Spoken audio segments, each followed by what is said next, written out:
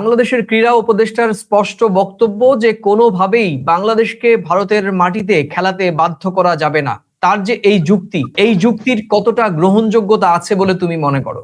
100% গ্রহণযোগ্যতা আছে। কেননা দেখো, কোনো একটা প্রতিষ্ঠান, কোনো একটা সংগঠন, আইসিসি একটা বিশ্ব ক্রিকেটের মঞ্চ, তার ব্যবস্থাপক, তারা একটা সিদ্ধান্ত নেয়, তাদেরও একটা সাংবিধানিক নির্দেশাবলী আছে, সূচি আছে, নিয়ম আছে।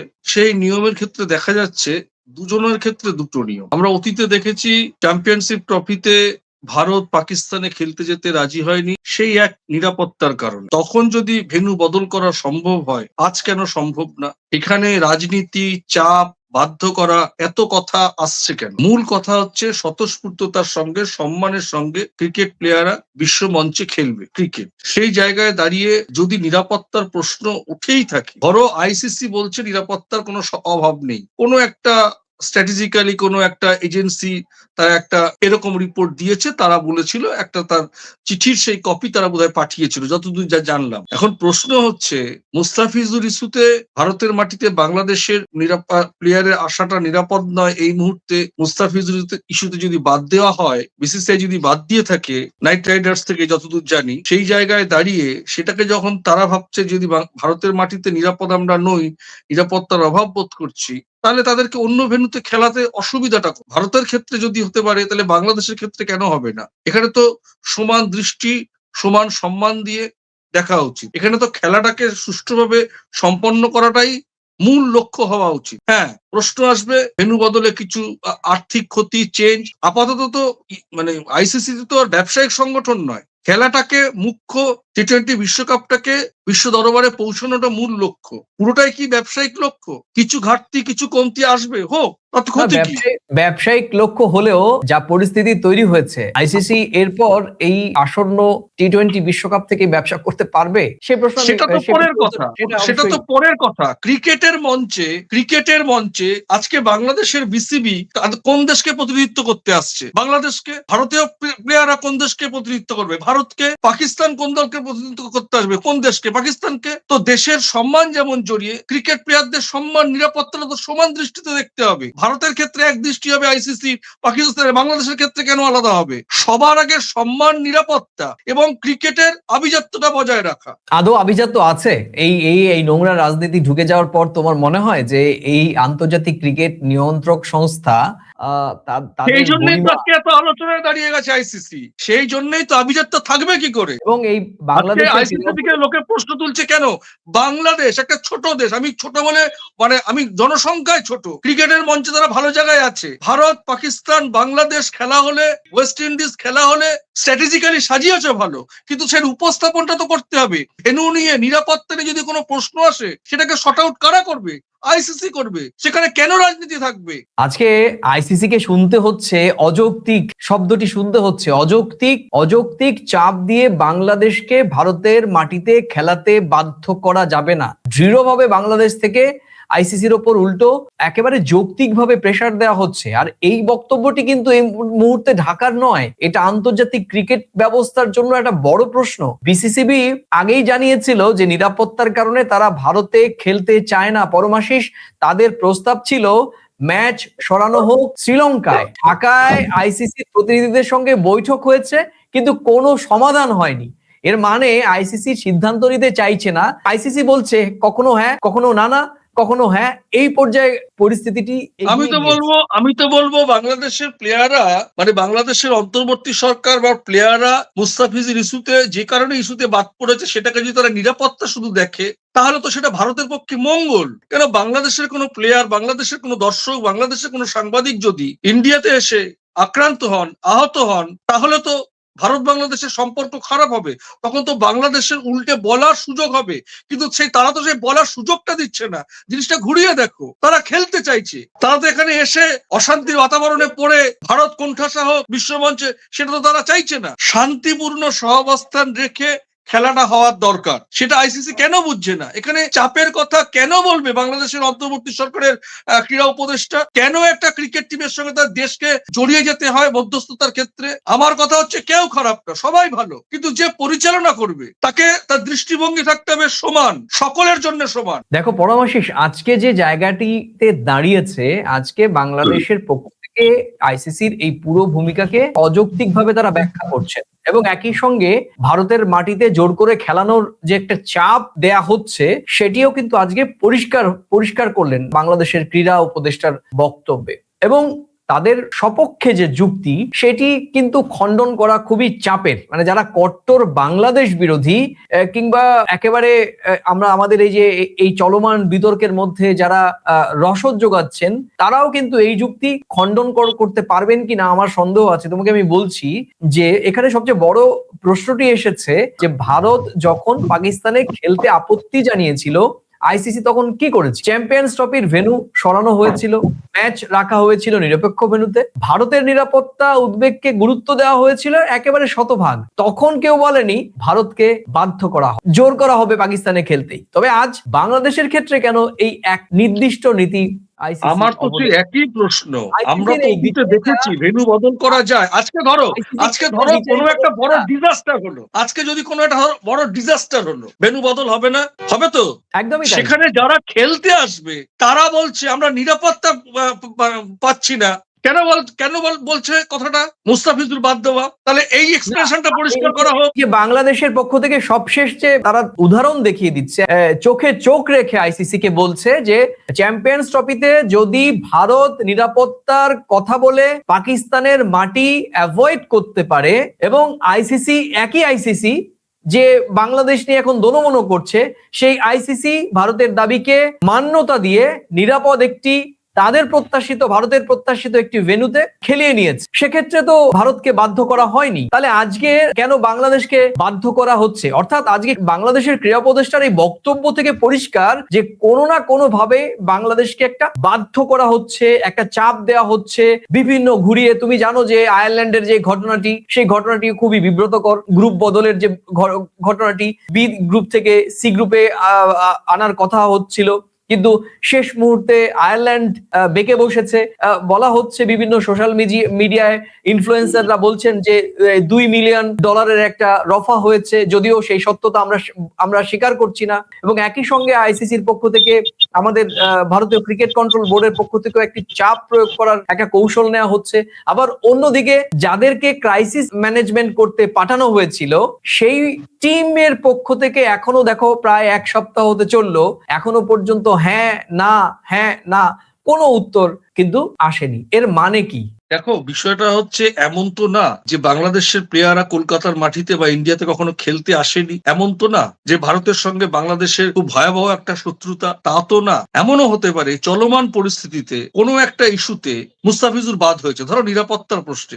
ধরো আমাদের দেশের ইন্টেলিজেন্সের কাছ থেকে একটা খবর পেয়েছে, বিসিসিআই কোনো একটা খবর পেয়েছে, যেটা পরিষ্কার করে বলে দিলে আরো দুষ্কৃতীরা, মানে যারা এই উগ্র হিন্দুত্ববাদ বলো, উগ্র মৌলবাদ বলো, যারা এই সুযোগ সন্ধান নিয়ে কি কারণে, স্পেসিফিক কারণ হয়তো নিরাপত্তার কারণে হয়তো অনেক সময় বলা নাও হতে পারে। সবসময় যে ক্রিকেটাররা খেলতে যায়, বাংলাদেশিরা তো ইন্ডিয়াতে সবসময় আসছে, এগুলো অনেক কিছু জিনিস লুকানো থাকে, চাপা থাকে। একটা ইন্টারন্যাশনাল একটা কোনো ইন্টেলিজেন্স, আমার একটা ধারণা, আমার অভিমত, কোনো একটা মেসেজ আছে, আপাতত এটাকে স্থগিত রাখা হোক, একে বাদ দেওয়া হোক। তারা জানে হয়তো এটা নিয়ে বিতর্ক হবে, এবং তারা জানে বিতর্ক হওয়ার পরেও এটা যে নিরাপত্তার প্রশ্নে বাংলাদেশ বলছে, আমি এটাকে সমর্থন করি। তাহলে আমাদের সঙ্গে বাংলাদেশের কোন রকম উটকো এই যে অশান্তি, কোন উগ্রবাদ সুযোগ পাবে না কোনো কিছু করার, যদি এটা থেমে থাকে। কিন্তু আইসিসির কাছ তো খেলাটাকে পরিচালনা করা, এই ইস্যুটাকে কেন্দ্র করে বাধ্য করা। আজকে ওনারা বলছেন বাধ্য হচ্ছে কেন? ওনারা তো বুঝতে পারছেন বিষয়টা, কেন এই প্রশ্নটা আসবে? আমি তোমাকে আইসিসির তো দেশ পরিচালনা করার কথা না,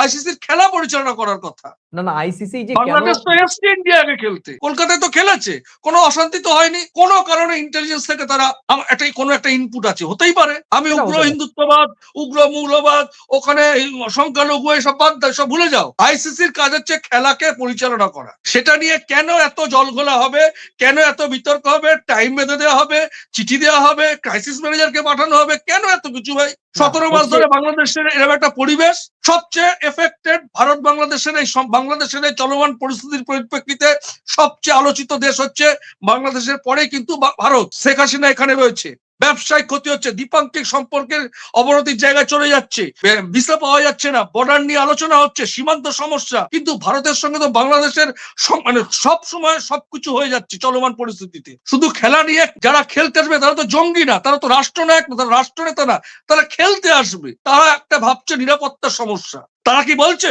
কেন বাদ দিয়ে দিল মুস্তাফিজুরকে, আমরা ইন্ডিয়ার সঙ্গে সম্পর্ক রাখবো না, কোনোদিন যাবো না, এরকম তো তারা কি বলছে? মুস্তাফির ইস্যুটাকে কেন্দ্র করে হয়তো তারাও আতঙ্কিত হতে পারে। ভয় কি সবার মনে থাকে না?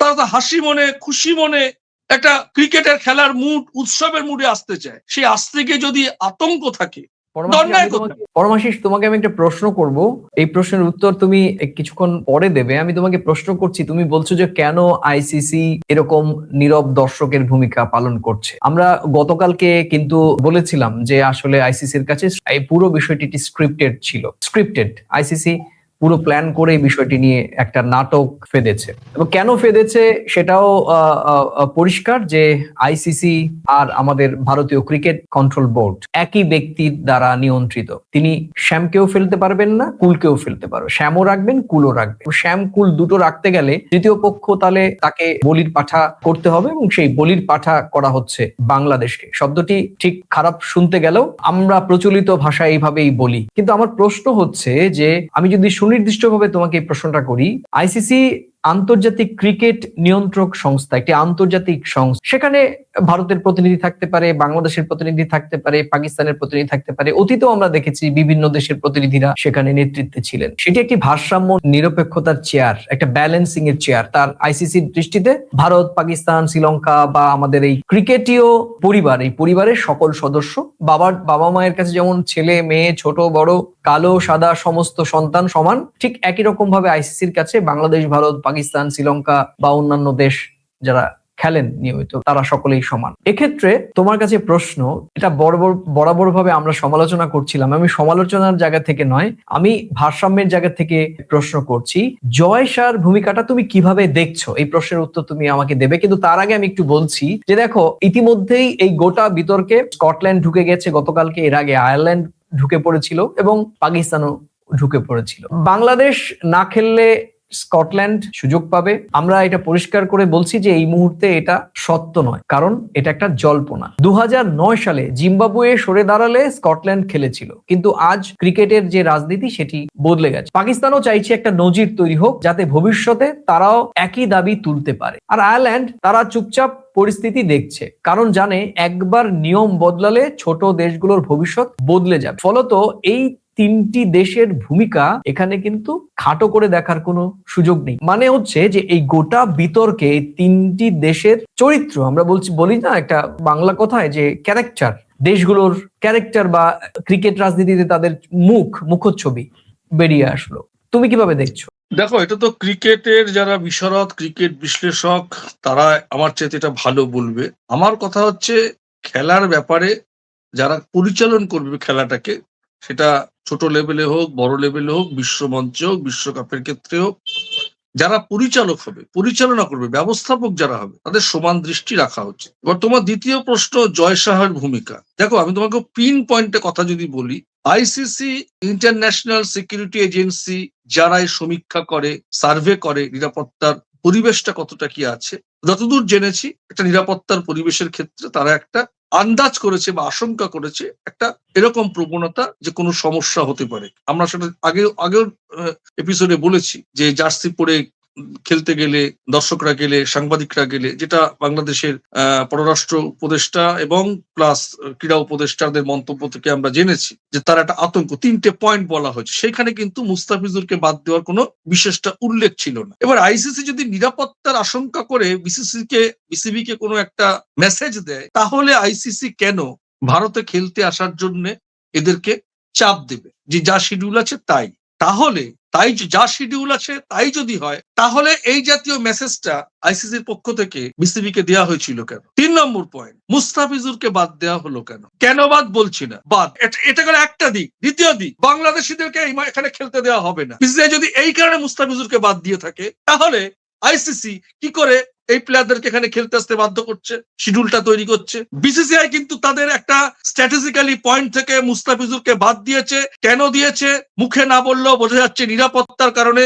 সেটা কিন্তু বাংলাদেশের প্লেয়ার থেকে শুরু করে বিসিসিআই, বিসিবি এবং উপদেষ্টারা অলরেডি স্ট্যান্ড পয়েন্ট বলে দিয়েছে। তাহলে আইসিসির তরফ থেকে উপযাচক হয়ে এত কিছু বলতে যাওয়ার কি দরকার ছিল? আইসিসি নিশ্চয়ই কোথাও একটা ভুল আছে। যদি ভুল না থাকে তাহলে ক্রাইসিস ম্যানেজারকে পাঠাতে হয় কেন? এখানে আইসিসি বললে তো ব্যাপারটা আন্তর্জাতিক সংস্থা হয়, কিন্তু আইসিসি তো ভারতের একজন ক্রিকেট প্রশাসক চালাচ্ছে। বিষয়টি হচ্ছে বারবার এখানেই প্রশ্নবিদ্ধ পরমাশিস। মানে ব্যাপারটি হচ্ছে তুমি বারবার করে যদি আইসিসির কথা বলো, আইসিসি শুনলে মনে হচ্ছে যে একটা ভারসাম্যহীন নিরপেক্ষ আন্তর্জাতিক ক্রিকেট নিয়ন্ত্রক সংস্থা। কিন্তু প্রশ্ন ইতিমধ্যেই যে যতদূর জল গড়িয়েছে তাতে এখনো পর্যন্ত নিরপেক্ষ রয়েছে আইসিসি, সেটা কিন্তু প্রমাণ হয়নি। তারা এখনো বলেনি বাংলাদেশের দাবি মানা হচ্ছে না, ভেন্যু চেঞ্জ করা হবে না, তোমাদের যে পয়েন্ট কেটে নিতে হবে এবং তোমরা যেহেতু অস্বীকৃতি জানিয়েছো তোমাদের ফাইন হবে, কিংবা বর্তমান নিরাপত্তার পরিস্থিতির কথা বিবেচনা করে ফাইন হলো না কিন্তু পয়েন্ট ভাগাভাগি করতে হবে। আর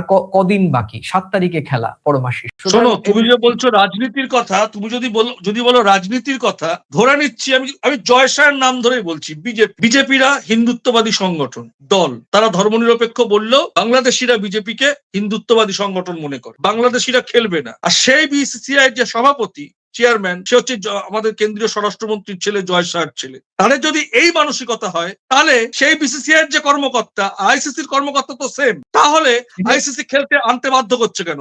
তার মানে এখানে একটা পয়েন্ট ধরতে হবে যে তারা চায় বাংলাদেশের এখানে খেলতে আসুক। এবার প্রশ্ন, মুস্তাফিজুর তাহলে বাদ হলো কেন?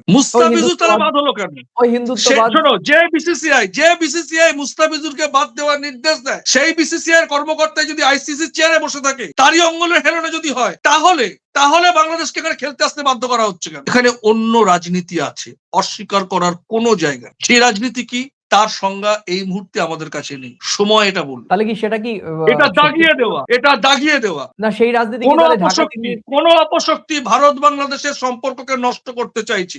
তুমি একটা জিনিস বোঝো, জয় সাহা যদি বিসিসিআই শেষ কথা হয়, তাহলে জয় সাহার নির্দেশে ধরে নিচ্ছি আমি মুস্তাফিজুর বাদ পড়েছে। কেন বাদ পড়েছে? ধর্মীয় কারণ অথবা নিরাপত্তার খাতিরে। একটা কিন্তু স্ট্যান্ড পয়েন্ট বেরিয়ে গেল। সেই জয় সাহার অঙ্গুলি হেরণে যদি আইসিসি চলে থাকে, তাহলে তো এখানে মুসলিম বলে খেলতে আসবে না, তাহলে তো খেলতে আসতে বাধ্য করা হচ্ছে। একদমই। ভারতকে যদি পাকিস্তানে সিম্পল এখন ভারত বাংলাদেশের শেখ হাসিনা এখানে রয়েছেন, বাংলাদেশি সাধারণ মানুষের মধ্যে একটা বিদ্বেষ গণবিক্ষোভের পরে। ভারত যখন পাকিস্তানে খেলতে যেতে চাইনি, তখন তো আর বাংলাদেশের সঙ্গে তখন তো এই সম্পর্ক ছিল না, কোনো গণবিক্ষোভ, এই 17 মাসের টানাপোড়েন ছিল না। তাহলে সেই সময় যদি সেই জিনিসটা করা যায়, তাহলে এখন কেন করা যাচ্ছে না? তাহলে এই প্রেক্ষিতটাকে জিয়ে রাখার চেষ্টা করা চলছে। কোন অপশক্তি কাজ করছে। অপশক্তি কি? আমি বলছি অপশক্তিটা কি রকম বলে দেখা যায় না। আজকে জয় সাহা স্বরাষ্ট্রমন্ত্রীর ছেলে বলে বিজেপি হিন্দুত্ববাদ দাগিয়ে দিয়ে, আমি ধরে নিচ্ছি বিজেপি হিন্দুত্ববাদ এবং নিরাপত্তা দুটো, হিন্দুত্ববাদ মুসলিমরা খেলবে না, একটা পয়েন্ট। 2 নম্বর পয়েন্ট, তারা আসলে নিরাপত্তাও পাবে না। দুটো কারণে বাদ দেওয়া হচ্ছে ধরো, কিন্তু তাদের অঙ্গুলি হেলনে যদি আইসিসি চলে, তাহলে তারা কেন খেলতে আসতে বাধ্য করছে? বিসিসিআই তো তার স্ট্যান্ড পয়েন্ট জানিয়ে দিয়েছে, মুস্তাফিজুর আপাতত বাদ।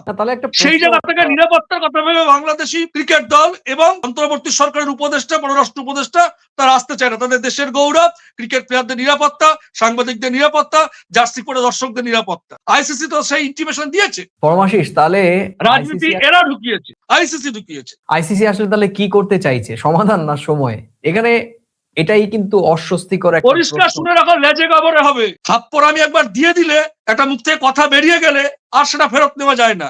আইসিসি কে কেন বাংলাদেশের কাছে ক্রাইসিস ম্যানেজার পাঠাতে হয়? ক্রাইসিস হয়েছে মানে তো ক্রাইসিস ম্যানেজারকে পাঠিয়েছে, কিন্তু সমাধান বের করতে পারা যায়নি, তো এখনো সম্ভব হয়নি। তাহলে কারণ গোটা বিসিসিআই তো, আমি অবশ্যই ভারতের পক্ষেই কথা বলবো। বিসিসিআই মুস্তাফিজুরকে বাদ দিয়েছে। যদি বলো হিন্দুত্ববাদ, আচ্ছা হিন্দুত্ববাদ। যদি বলো নিরাপত্তা। এখন যে টানা পড়েন, আমি ধরে নিচ্ছি কোন বাংলাদেশি ক্রিকেটার, কোন একটা সেলিব্রিটি যদি ইন্ডিয়াতে এসে কোন রকম ভাবে নাজেহাল হয়, সেটা ভারত বাংলাদেশের সম্পর্কের মধ্যে ছাপ পড়তে পারে, আরো খারাপ হবে। আমি বলবো বিসিসিআই সাবধানতা অবলম্বন করেছে। সেই বিসিসিআই রঙ্গনি হেলনে যদি আইসিসি চলে, তাহলে আইসিসি কেন এদেরকে বাধ্য করছে আসতে? আর বাংলাদেশের তো কোনো অন্যায় নেই, বিসিবির নেই, অন্তর্বর্তী সরকার উপদেষ্টা, তারা তাদের গরিমা, তাদের নিরাপত্তা, এটা তুমি বলতে পারো? এই 17 মাসে ভারত সরকারের সঙ্গে বাংলাদেশের কোন পর্যায়ে কোন বৈঠক হওয়ার কথা ছিল, সেটা ক্যান্সেল হয়েছে? হয়নি তো। নিরাপত্তা ক্ষেত্রে হয়েছে, সব ক্ষেত্রে হচ্ছে। ক্রিকেটটা ক্রিকেটের জায়গায় থাকুক। আইসিসি যেন কোনোভাবে মনে না করে ভারতের সঙ্গে সম্পর্ক বাংলাদেশের ক্রিকেটের চেয়ে অনেক উচ্চে। কোনোভাবে এটাকে নষ্ট করা যাবে না। যদি নষ্ট হওয়ার মতন জায়গায় হয়, আমাদের দেশের রাষ্ট্র নেতারা আছে, তাদের দেশের রাষ্ট্রনেতারা আছে, তারা বসে মিটিয়ে নেবে। রাষ্ট্রনেতারা তো বলেই দিয়েছেন কোনোভাবেই বাধ্য করা যাবে না, আজকেই বলেছেন বাধ্য করা ঠিকই যাবে বলেছেন।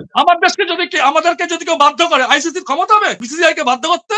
আরে এখন না জয় সাহা, কোনোদিন পেরেছে? আর তাহলে ভারত যখন আপত্তি তুললো পাকিস্তানের মাটিতে খেলবে না, তখন তো আইসিসি করেছে না, বাধ্য হয়েছে না? তাহলে আজকে বাংলাদেশের কথা বাধ্য নয়, বাংলাদেশের কথা কেন মান্যতা দিচ্ছে না? শোনো, এখানে ভারত বাংলাদেশ বলে কথা না। তুমি যদি সত্যিকারের ক্রিকেট প্রেমী হও, সঠিকভাবে বলতে হবে। প্রত্যেকটা ক্রিকেটারের, বিশ্বের সমস্ত ক্রিকেটারের এক সম্মান হওয়া উচিত। এখানেই অস্বস্তিকর প্রশ্ন উঠে আসে পরমাশিস, আইসিসি কি আদৌ কোনো সমাধান খুঁজছে, নাকি সময় কাটিয়ে পরিস্থিতি ঠান্ডা হওয়ার অপেক্ষা করছে? কারণ সময় যত যাচ্ছে ততই চাপটা সরাসরি আইসিসির ওপর না পড়ে বরং বাংলাদেশের কাঁধে ঠেলে দেওয়ার চেষ্টা হচ্ছে। ভেন্যু বদল করলে নজির তৈরি হবে, না বদলালে প্রশ্ন উঠবে নিরপেক্ষতা নিয়ে। এই দুয়ের মাঝখানে দাঁড়িয়ে আইসিসি এখন এমন এক জায়গায় যেখানে কোনো সিদ্ধান্তই আর সহজ নয়। এটা আর কোনো বাংলাদেশ বনাম ভারত নয়, বরং এটা আইসিসি বনাম তার নিজের বিশ্বাসযোগ্যতা। প্রিয় দর্শক, আজ এ পর্যন্তই। পরমাশিস, তোমাকেও অনেক ধন্যবাদ। তুমি